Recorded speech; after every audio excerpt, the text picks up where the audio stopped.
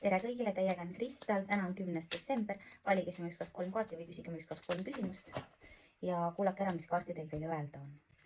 Ja tegelikult, kui ma neid kaarte segasin, siis kõige viimasena ma võtsin käsitsi kaardi, sellepärast kõik ülejäänud, nagu mul kombeks on, kukkusid välja, aga see kaart, mis ma käega võtsin, ma tahtsin teada, millised on üldised päevaenergiad, kuidas üleüldiselt täna inimesed on. See on võimalik, kas te lähete mõnele pidustusele või vastupidi, see kaart näitab küllust ja seda, et te olete ümbritsetud inimestega, kes teist hoolivad, kes mõtlevad samamoodi ja teid toetavad. Teil on teid ümbritsevate toetus. See on fantastiline kaart. Esimese kaardina kukkus välja mõõkade 10. Kui eelne mõõkade 3 oli kahetsuse kaart, südamevalu kaart, siis see on kahetsuse ja leina kaart. Eelne kaart oli see, et te muretsete millegi pärast, mis on läbi. Eile sai rohkem haavata teie ego, aga tänane kaart, see on surm. Ma avaldan kaastunnet kõigile, kes kaotavad oma lähedase, aga teisiti võib see ka olla, kui eelne kaart võis olla vallandamine, siis siin on see, et ettevõte, kus te töötate, enam ei ole.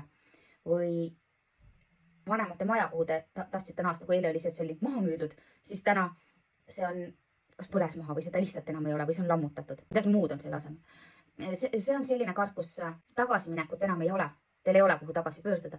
Nüüd sest teie elu algab, teie elus midagi on lõppenud ja teie reaalsus peab ilma selle millegita elama, mida te leinate ja taganutate.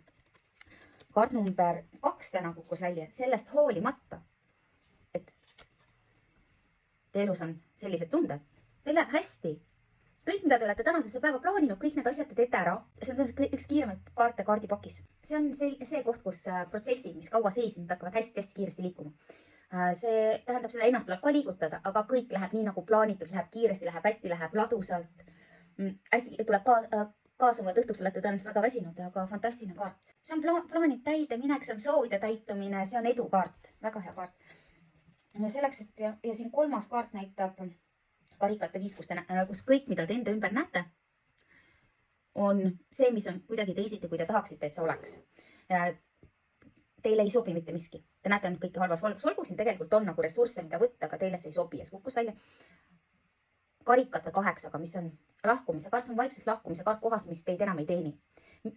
Või suhtes, mis teid enam ei teeni. Ja siin on see, et tõenäoliselt teie silmad on avanenud ja te näete, et nii paljud asjad on nii valesti, et ei tea, kas te suudate sellega toime tulla.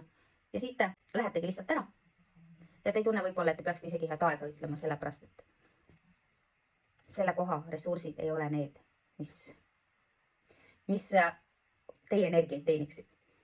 Sellised kaardid siis tänasesse päeva ja homsete kaartidega näeme juba homme.